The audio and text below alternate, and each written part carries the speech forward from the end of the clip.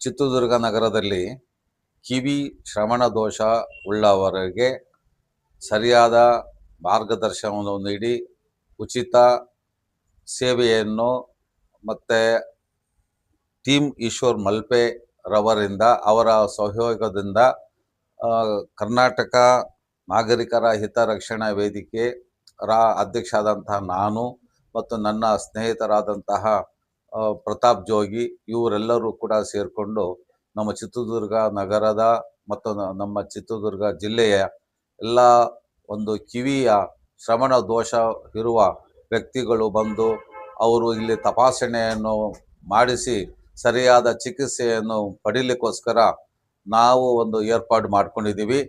ತಾವೆಲ್ಲರೂ ಈ ಒಂದು ಉಪಯೋಗವನ್ನು ಸರಿಯಾದ ರೀತಿಯಿಂದ ಉಪಯೋಗಿಸ್ಕೊಂಡು ಅವರ ತಮ್ಮ ಆರೋಗ್ಯವನ್ನು ಕಾಪಾಡಿಕೊಳ್ಳಿ.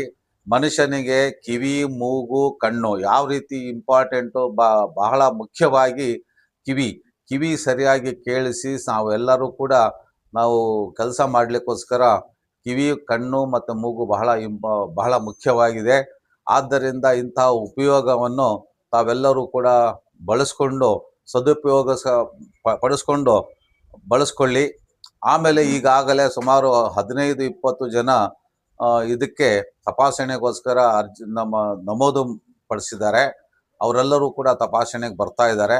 ತಾವು ಚಿತ್ರದುರ್ಗ ನೀಲಕಂಠೇಶ್ವರ ದೇವಸ್ಥಾನ ಪಕ್ಕದಲ್ಲಿರುವ JDS ಆಫೀಸ್ನಲ್ಲಿ ಆ ಸ್ಥಳದಲ್ಲಿ ಈ ತಪಾಸಣೆಯನ್ನು ಏರ್ಪಡಿಸಲಾಗಿದೆ.